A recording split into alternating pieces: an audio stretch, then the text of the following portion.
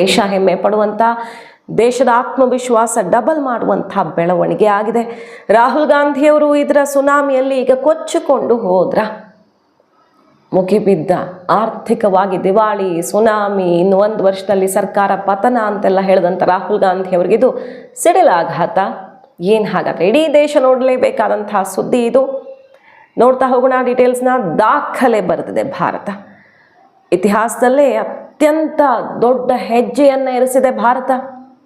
Miss ಮಾಡದೆ ನಮ್ಮ ಚಾನಲ್ನ ಸಬ್ಸ್ಕ್ರೈಬ್ ಮಾಡಿ. ಹಾಗೆ ನೀವು ಫಸ್ಟ್ ಟೈಮ್ ನಮ್ಮ ಚಾನಲ್ ನೋಡ್ತಾ ಇದ್ದರೆ ಬೆಲ್ ಐಕಾನ್ ಕ್ಲಿಕ್ ಮಾಡೋದನ್ನು ಮರಿಬೇಡಿ, ಯಾಕಂದರೆ ಪ್ರತಿ ವಿಡಿಯೋ ಅಪ್ಡೇಟ್ಸ್ ನಿಮ್ಮನ್ನು ತಲುಪುತ್ತೆ. ವೀಕ್ಷಕರೇ, ಭಾರತ GDPಯಲ್ಲಿ ಗುರು ಆಗಿದೆ. ಇಡೀ ಜಗತ್ತಿನಲ್ಲಿ ಭಾರತ GDP ಗ್ರೋತಲ್ಲಿ ಮತ್ತೆ ನಂಬರ್ 1 ಸ್ಥಾನವನ್ನು ಪಡ್ಕೊಂಡಿದೆ. ಯಾವ ಸಿಚುವೇಶನ್ ಇದು? ಭಾರತವನ್ನು ಟ್ರೇಡಲ್ಲಿ ಕಟ್ ಹಾಕೋದಕ್ಕೆ ನೋಡಿದ ಸಿಚುವೇಶನ್ನು, ಭಾರತವನ್ನು ಯುದ್ಧದ ಎಫೆಕ್ಟಲ್ಲಿ ಮುಳುಗಿಸೋಕೆ ನೋಡಿದ ಸಿಚುವೇಶನ್ನು. ಭಾರತವಷ್ಟು ಒಂದೇ ಅಲ್ವಲ್ಲ, ಇಡೀ ಜಗತ್ತು ಈ ಯುದ್ಧದ ಪರಿಣಾಮ ಅನುಭವಿಸಿದೆ. ಇಡೀ ಜಗತ್ತು ಸಂಕಷ್ಟದಲ್ಲಿ ಸಿಕ್ಕಾಕ್ಕೊಂಡಿದೆ, ಬೆಲೆ ಏರಿಕೆ ಆಗಿದೆ, ಲಾಕ್ಡೌನ್ ಆಗಿದೆ. ಆದರೆ ಭಾರತ ಇಷ್ಟು ದಿನ ಯಾವ ದೇಶನೂ ಆಗದೆ ಇರೋ ರೀತಿಯಲ್ಲಿ ಇಷ್ಟು ದಿನ ನಿಭಾಯಿಸಿದ್ದಾಯಿತು. ಈಗ ಪೆಟ್ರೋಲ್ ಡೀಸೆಲ್ ಬೆಲೆ ಏರಿಕೆ ಮಾಡಿದ್ರು ಜಗತ್ತಿನ ಎಲ್ಲ ದೇಶಕ್ಕಿಂತ ನಾವು ಮಿನಿಮಮ್ ಬಂದಿದ್ದೀವಿ. ಏರಿಕೆ ಮಾಡಿದ ರೇಟು ಕೂಡ ಕಡಿಮೆನೆ ಬೇರೆ ದೇಶಕ್ಕೆ ಹೋಲಿಸಿದ್ರೆ. ಈಗ GDP ಗ್ರೋತ್ ರೇಟ್ ಯಾರೂ ನಿರೀಕ್ಷೆ ಮಾಡದ ರೀತಿಯಲ್ಲಿ ಬಂದಿದೆ. ವಿದೇಶಿ ಬಂಡವಾಳ ಹೂಡಿಕೆಯಲ್ಲಿ ಭಾರತ ದಾಖಲೆಯನ್ನು ಬರೆದಿದೆ. ಹಾಗಾದರೆ ಇದೆಲ್ಲ ಸಾಧ್ಯವಾಗಿದ್ದು ಹೇಗೆ? ಭಾರತ ಎಲ್ಲಿ ಅತ್ಯಂತ ದೃಢವಾಗಿ ನಿಂತಿದೆ?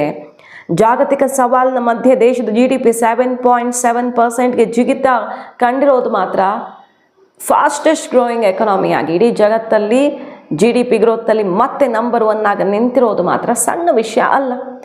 ಭಾರತದ ಆರ್ಥಿಕತೆ ಕೊಲ್ಯಾಪ್ಸ್ ಆಗಿದೆ, ಬೆಲೆ ಏರಿಕೆ, ಮೋದಿ ಸರ್ಕಾರ, RBI ರಿಸರ್ವ್ ಎಲ್ಲ ಮಾರ್ಬಿಟ್ಟಿದೆ, ಏನೇನು ಸುದ್ದಿಗಳು ಬಂದವಲ್ಲ. ಈಗ ಅಸಲಿ ಎತ್ತು ತೆರೆದುಕೊಳ್ತಿದೆ. ಆ RBI ರಿಸರ್ವ್ ಬಗ್ಗೆ ಕೂಡ ವಿದೇಶದವರು ಯಾರು ಅಪಪ್ರಚಾರ ಮಾಡಿದ್ರು ಅವರೇ ಸತ್ಯ ಹೇಳುವಂತಾಗಿದೆ. ಅದೆಲ್ಲವನ್ನು 1 by 1 ನೋಡ್ತಾ ಹೋಗೋಣ. ಮೊದಲನೇದಾಗಿ ಯುದ್ಧ, ಜಾಗತಿಕ ಸವಾಲುಗಳು. ಯುದ್ಧ ಅಂತೂ ಈ ಸಲ ಭಾರತಕ್ಕೆ ನೇರವಾಗಿ ಎಫೆಕ್ಟ್ ಆಯಿತು. Iran, America, Israel. ಇದರ ನಡುವೆಯೂ ಕೂಡ 2025-26ರಲ್ಲಿ 7.7 ದರದಲ್ಲಿ ಬೆಳವಣಿಗೆಯನ್ನು ಕಂಡಿದೆ ಭಾರತ. 2024-25ರಲ್ಲಿ ಅಂದರೆ ಹಿಂದಿನ ಆರ್ಥಿಕ ವರ್ಷದಲ್ಲಿ 7.1% ಇತ್ತು.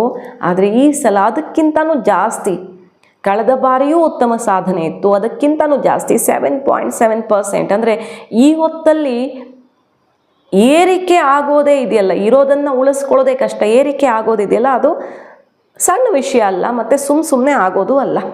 ಆರ್ಥಿಕ ವಲಯಕ್ಕೆ ಚೇತೋಹಾರಿಯಾಗಿದೆ. ಇದು ಬಹಳ ಉತ್ತಮವಾಗಿದೆ. ಈ ನಂಬರ್ ನೋಡಿ ತಿಳ್ಕೊಳ್ಬೇಕಾಗಿಲ್ಲ. ಭಾರತ ಸದೃಢವಾಗಿದೆ ಮತ್ತು ಬೆಳವಣಿಗೆಯಲ್ಲಿ ನಂಬರ್ 1 ಇದೆ ಅನ್ನೋದಕ್ಕೆ ವಿದೇಶಿ ಬಂಡವಾಳದಲ್ಲಿ ದಾಖಲೆ ಬರೆದಿದೆ. ಆ ನಂಬರ್ಗೆ ಬರ್ತೀವಿ ನೋಡಿ. ಈಗ 2025-26ರ ಕೊನೆ ತ್ರೈಮಾಸಿಕದಲ್ಲಿ ದೇಶೀಯ ಉತ್ಪನ್ನ 7.8% ಬೆಳವಣಿಗೆ ಕಂಡಿದೆ. ಒಟ್ಟಾರೆ ವಿತ್ತೀಯ ವರ್ಷದ GDPಯ 7.7%ಗೆ ಹೆಚ್ಚು ಮಾಡೋದಕ್ಕೆ ಇದು ನೇರವಾದ ಕೊಡುಗೆಯನ್ನು ಕೊಟ್ಟಿದೆ. ಸೊ ಭಾರತ ಯಾವ್ಯಾವ ವಲಯದಲ್ಲಿ ಎಷ್ಟೆಷ್ಟು ಸಾಧನೆ ಮಾಡಿದೆ, ಹೇಗೆ ಈ ನಂಬರ್ ಸಾಧ್ಯವಾಯಿತು ಅನ್ನೋದನ್ನು ನೋಡ್ತಾ ಹೋಗೋಣ. 26% ಆಟೋಮ್ಯಾಟಿವ್ ಪ್ರೊಡಕ್ಷನ್ನಲ್ಲಿ ನಾವು ಜಾಸ್ತಿ ಕಂಡಿರೋದು, ಅಂದರೆ ಏರಿಕೆ ಆಗಿರೋದು.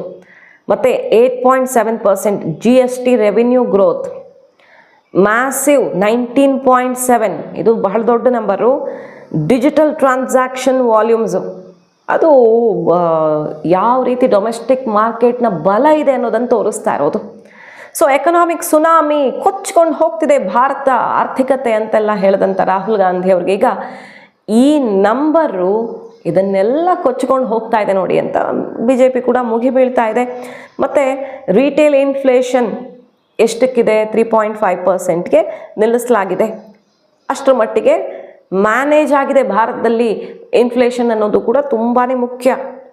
ಸೊ ಭಾರತ ನಿರಂತರವಾಗಿ ಅಭಿವೃದ್ಧಿ ಹೊಂದುತ್ತಾ ಇದೆ ಅನ್ನೋದು, ವಿವಿಧ ಸೆಕ್ಟರ್ಗಳಲ್ಲಿ ಆಗ್ತಿರೋ ಅಭಿವೃದ್ಧಿ ಕಣ್ಣಿಗೆ ಕಾಣ್ತಿರೋದು ಒಂದು ಕಡೆ, ಆದರೆ ಈಗ ನಂಬರಲ್ಲೇ ಕಾಣಿಸ್ತಾ ಇದೆ ಭಾರತ ಏನು ಮಾಡಿದೆ ಅಂತ.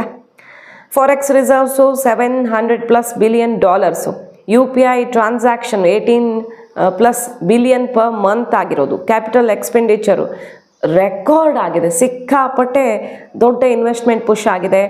ಸೊ ಈಗ ಭಾರತ ಮತ್ತೊಮ್ಮೆ ಫಾಸ್ಟೆಸ್ಟ್ ಗ್ರೋಯಿಂಗ್ ಎಕಾನಮಿ, ಯಾವ ದೇಶ ಕೂಡ ನಿಲ್ಲದಂಥ ಜಾಗದಲ್ಲಿ ಭಾರತ ನಿಂತಿದೆ ನೋಡಿ. ಭಾರತದ 7.7%, USA ಎಷ್ಟು, ಅಮೆರಿಕದ 2.3%, ಚೀನಾದು 4.9%. ಈ ಸಲ ನಮ್ಮ FDI ಅಂದರೆ ವಿದೇಶಿ ಬಂಡವಾಳ ಹೂಡಿಕೆ ಆಲ್ ಟೈಮ್ ಹಿಸ್ಟಾರಿಕಲಿ ಹೈ ಇರೋದು. ಅಂದರೆ ಇತಿಹಾಸದಲ್ಲೇ ಇಷ್ಟು ಬಂಡವಾಳ ಹೂಡಿಕೆ ವಿದೇಶದಿಂದ ಬಂದಿರೋದು ಮೊಟ್ಟ ಮೊದಲು. ಅದರ ಅರ್ಥ ಏನು? ಯಾಕೆ ಬರ್ತಾರೆ ವಿದೇಶದವರು? ಬೇರೆ ಎಲ್ಲ ಮಾರ್ಕೆಟಿಂಗು ಸುಳ್ಳು ಹೇಳಿ ಭಾರತ ದೊಡ್ಡ ಸಾಧನೆ ಮಾಡಿದೆ ಅಂತ ನರೇಂದ್ರ ಮೋದಿ ಅವರು ಕಥೆ ಕಟ್ಬೋದಪ್ಪ. ವಿದೇಶಿ ಬಂಡವಾಳ ಹೂಡಿಕೆಯಲ್ಲೂ ಕೂಡ ಸುಳ್ಳು ತೋರಿಸೋದಕ್ಕೆ ಸಾಧ್ಯವಾ? $94.5 ಬಿಲಿಯನ್ ಹಿಸ್ಟಾರಿಕಲ್ ಇನ್ವೆಸ್ಟ್ಮೆಂಟ್ ಆಗಿದೆ. So massive global investor confidence ಭಾರತದತ್ತ ಇದೆ. ಭಾರತವೇ ಬೆಸ್ಟ್ ಡೆಸ್ಟಿನೇಷನ್ ಅನ್ನೋದನ್ನು ವಿದೇಶಿ ಕಂಪನಿಗಳು ಡಿಸೈಡ್ ಮಾಡಿವೆ ಅನ್ನೋದು ಇದರಲ್ಲಿ ಗೊತ್ತಾಗುತ್ತೆ. ಇನ್ನು ಭಾರತ ಈ RBI ರಿಸರ್ವ್ ವಿಚಾರದಲ್ಲಿ ಸಿಕ್ಕಾಪಟ್ಟೆ ಸಂಕಷ್ಟದಲ್ಲಿ ಸಿಕ್ಕಾಕೊಂಡ್ಬಿಟ್ಟಿದೆ ಭಾರತ ಅಂತೆಲ್ಲ ರಿಪೋರ್ಟ್ಸ್ ಬಂದ್ವಲ್ಲ. ಈಗ ಬ್ಲೂಮ್ಬರ್ಗ್ ನೋಡಿ, ಅದನ್ನು ಎಕ್ಸ್ಪೋಸ್ ಆದಮೇಲೆ ಒಪ್ಕೊಳ್ಳೋ ರೀತಿಯಲ್ಲಾಗಿದೆ. Fake news. Modi government $12 billion ಮೊತ್ತದ RBI ಗೋಲ್ಡ್ ರಿಸರ್ವ್ಸ್ನೆಲ್ಲ ಮಾರ್ಬಿಟ್ಟಿದ್ದಾರೆ. ಇಂತಹ ಸುಳ್ಳು ಸುದ್ದಿಗಳು ಎಕ್ಸ್ಪೋಸ್ ಆಗಿ ಬಯಲಾಗಿದೆ. ಬ್ಲೂಮ್ಬರ್ಗ್ಗೆ ಈಗ ಅದನ್ನು ಒಪ್ಪಿಕೊಳ್ಳುವಂಥ ಪರಿಸ್ಥಿತಿಯಲ್ಲಿ ಸಿಕ್ಕಾಕ್ಕೊಂಡಿದೆ. ಸೊ ಭಾರತದ ವಿರುದ್ಧ ಮಾಡಿದ ಷಡ್ಯಂತ್ರಗಳು ಒಂದೊಂದೇ ವಿದೇಶದಲ್ಲಿರಲಿ ದೇಶದ ಒಳಗಿರಲಿ ಹೇಗೆ ತೆರೆದುಕೊಳ್ತಾ ಇದೆ ಅನ್ನೋದಕ್ಕೆ ಇದು ಮತ್ತೊಂದು ಪ್ರಮುಖವಾದ ಸಾಕ್ಷಿ ನೋಡಿ. ಇನ್ನು ಪುಟಿನ್, ರಷ್ಯಾ ಅಧ್ಯಕ್ಷ ಪುಟಿನ್ ಏನು ಹೇಳ್ತಿದ್ದಾರೆ? ಭಾರತ ಯಾರ ಮುಂದೆಯೂ ಎಂತಹ ಸಮಯದಲ್ಲೂ ತಲೆ ಬಾಗೋದು ಇಲ್ಲ. ಯಾವ ಸ್ಯಾಂಕ್ಷನ್ನು ಮತ್ತೊಂದು ನರೇಂದ್ರ ಮೋದಿ ಅವರ ಲೀಡರ್ಶಿಪ್ಪಲ್ಲಿ ಯಾವುದಕ್ಕೂ ತಲೆ ಕೆಡಿಸ್ಕೊಂಡಿಲ್ಲ ನೋಡಿ. ಯಾವ ರೀತಿ ಹೆದರಿಸಿದ್ರು ನರೇಂದ್ರ ಮೋದಿ ಅವ್ರಿಗೆ, ಅಮೆರಿಕಾಗೆ ಹೋಗೋಕೆ ಬಿಡಲ್ಲ ಅನ್ನೋ ಪರಿಸ್ಥಿತಿಯಲ್ಲಿ ಈಗೇನಾಗಿದೆ ಅನ್ನೋದೇ ಸಾಕ್ಷಿ. ಮೋದಿ ಪರಿಸ್ಥಿತಿಯನ್ನು ಹೇಗೆ ಬದಲಾಯಿಸಬಲ್ಲರು ದೇಶಕ್ಕೆ ಪೂರಕವಾಗಿ ಅನ್ನೋದನ್ನು ಅವರೇ ಮಾತಾಡ್ತಾ ಇದ್ದಾರೆ. ಎಂತಹ ಒತ್ತಡಕ್ಕೂ ಮಣಿಯಲ್ಲ ಜಗತ್ತಲ್ಲಿ, ಎಷ್ಟೇ ಒತ್ತಡ ಬಂದರೂ ಕೂಡ ಅನ್ನೋದನ್ನು ಪುಟಿನ್ ಮಾತಾಡ್ತಿರೋದು. ಇದೇ ಹೊತ್ತಲ್ಲಿ ಟ್ರಂಪ್ ಮತ್ತೆ ಗುಣಗಾನ ಶುರು ಮಾಡಿದ್ದಾರೆ. ಭಾರತ ಪ್ರಧಾನಿ ಮೋದಿ ನನ್ನ ಅತ್ಯುತ್ತಮ ಸ್ನೇಹಿತ, ತನ್ನ ಆಪ್ತ ಸ್ನೇಹಿತ, ಅವರೊಂದಿಗೆ ಉತ್ತಮ ಬಾಂಧವ್ಯ ಇದೆ. ಭಾರತ ಅಮೆರಿಕ ನಡುವೆ ಶೀಘ್ರದಲ್ಲೇ ಅತ್ಯಂತ ಲಾಭದಾಯಕ ವ್ಯಾಪಾರ ಆಗುತ್ತೆ ಅಂತ ಮತ್ತೆ ಘೋಷಣೆ ಮಾಡಿದ್ದಾರೆ. ಅದಿದ್ದಿದ್ದೆ ಅವ್ರದ್ದು. ಅಮಾವಾಸ್ಯೆಗೊಂದ್ಸಲ ಹುಣ್ಮೆಗೊಂದ್ಸಲ ಅವರ ಮೂಡ್ ಫ್ಲಕ್ಚುಯೇಷನ್ ಆಗ್ತಿರುತ್ತೆ. ಬಟ್ ಭಾರತದ ಶಕ್ತಿಯನ್ನು ನೋಡಿ ಈಗ ಮತ್ತೆ ಅಮೆರಿಕ ಬಾಯ್ ಬಡ್ಕೊಂಡು ತಾನಾಗಿಯೇ ತನ್ನ ಆಟಗಳಿಗೆ ಪ್ರಯೋಜನ ಸಿಕ್ಕಿಲ್ಲ ಅಂತ ದಾರಿಗೆ ಬರೋ ರೀತಿ ವರ್ತನೆ ತೋರಿಸ್ತಾ ಇದೆ. ನೋಡಬೇಕು, ಅದನ್ನು ನಂಬ್ಕೊಂಡು ಕೂತ್ಕೊಂಡಿಲ್ಲ ಭಾರತ ಏನಿವೆ. ಇನ್ನು ಕ್ವಾರ್ಟರ್ ಬೈ ಕ್ವಾರ್ಟರ್ ಭಾರತದ ಗ್ರೋತ್ ಹೆಂಗಿದೆ ನೋಡಿ. Q1 6.7%, 2 8.4%. ಇದು ದಾಖಲೆ. ಎಲ್ಲರ ಪ್ರೆಡಿಕ್ಷನನ್ನು ಮೀರಿ ಭಾರತದ ಗ್ರೋತ್ ಇತ್ತು. Q3 7.8%, 7.8% Q4 ಕೂಡ ಕಾಪಾಡಿಕೊಂಡಿತ್ತು. ಇದೆಲ್ಲದರ ಪರಿಣಾಮ 25-26 ಫಿನಾನ್ಷಿಯಲ್ ಇಯರ್ನ GDP 7.7%. ಈ ಒಂದು ಉತ್ತಮವಾದ ನಂಬರು, ಯಾರು ಊಹಿಸದಂತಹ ಒಂದು ಅದ್ಭುತವಾದಂತಹ ಗ್ರೋತನ್ನು ಭಾರತ ದಾಖಲಿಸಿದೆ. ಅದರ ಅರ್ಥ ಭಾರತ ಸರಿಯಾದ ಟ್ರ್ಯಾಕಲ್ಲಿದೆ. ಭಾರತದ ನಾಯಕತ್ವ ಭಾರತಕ್ಕೆ ಬೆಳವಣಿಗೆಗೆ ಬೇಕಾದದ್ದನ್ನು ಸರಿಯಾದ ದಾರಿಯಲ್ಲಿ ಮಾಡ್ತಾ ಇದೆ ಅನ್ನೋದನ್ನು ನಂಬರ್ ಹೇಳ್ತಾ ಇರೋದು. ಹಾಗೆ ಇದನ್ನೂ ಬಿಟ್ಟು ಹಾಕೋಣ. IMF ಹೇಳಿದ್ದನ್ನು ನಾವು ಗಮನಿಸಿದ್ರೆ, IMF ಡೈರೆಕ್ಟರ್ ಏನು ಹೇಳಿದ್ದಾರೆ? ಇಡೀ ಜಗತ್ತಿನ ಗ್ರೋತ್ ರೇಟ್ ಎಷ್ಟಿದೆಯಲ್ಲ ಅದರ ಡಬಲ್ ವೇಗದಲ್ಲಿ ಭಾರತದ ಗ್ರೋತ್ ರೇಟ್ ಇದೆ.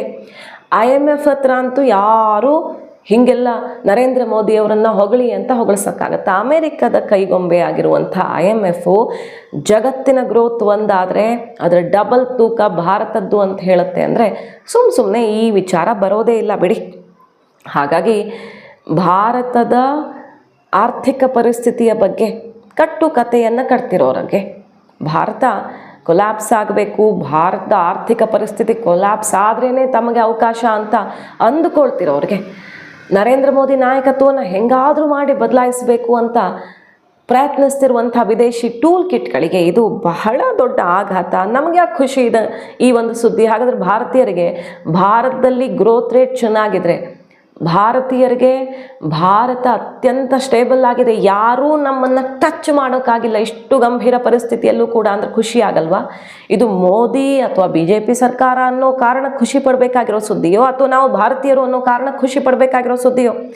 ತಂತ್ರಜ್ಞಾನದಲ್ಲಿ ನೋಡಿ, ದೇಶದ ವಿವಿಧ ವಲಯವಾರು ಹೂಡಿಕೆಗಳ ಪ್ರಗತಿಯನ್ನು ಸೂಕ್ಷ್ಮವಾಗಿ ಇಲ್ಲಿ ನೋಡಿದ್ರೆ ಭಾರತದಲ್ಲಿ ನಡೀತಿರೋ ಡಿಜಿಟಲ್ ಕ್ರಾಂತಿ ಎದ್ದು ಕಾಣಿಸ್ತಾ ಇದೆ. ಈ ಓವರ್ ಆಲ್ ಗ್ರೋತಲ್ಲಿ ತಂತ್ರಜ್ಞಾನದ ಪಾಲು ದೊಡ್ಡದಿದೆ. ಹಣಕಾಸು ವರ್ಷದ ಏಪ್ರಿಲ್ನಿಂದ ಡಿಸೆಂಬರ್ವರೆಗಿನ ಅವಧಿಯಲ್ಲಿ ಕಂಪ್ಯೂಟರ್ ಸಾಫ್ಟ್ವೇರ್ ಮತ್ತು ಹಾರ್ಡ್ವೇರ್ ಕ್ಷೇತ್ರದಲ್ಲಿ ಜಾಗತಿಕ ಹೂಡಿಕೆದಾರರನ್ನು ಸಿಕ್ಕಾಪಟ್ಟೆ ಆಕರ್ಷಣೆ ಮಾಡಿದೆ ಭಾರತ. ಗರಿಷ್ಠ ಮಟ್ಟ ಅಂದರೆ 13.94 ಬಿಲಿಯನ್ ಅಮೆರಿಕನ್ ಡಾಲರ್ ಹೂಡಿಕೆಯನ್ನು ಪಡ್ಕೊಂಡು ಮುಂಚೂಣಿಯಲ್ಲಿ ನಿಂತಿದೆ. ಇದೆಲ್ಲ ನೋಡಿದ್ರೆ ಭವಿಷ್ಯಕ್ಕೆ ಏನು ಬೇಕೋ ಅದನ್ನು ಭಾರತ ಪ್ರಿಪೇರ್ ಮಾಡ್ಕೊಂಡಿದೆ ಅನ್ನೋದು ಕ್ಲಿಯರ್ ಕಟ್ಟಾಗಿ ಕಾಣಿಸುತ್ತೆ.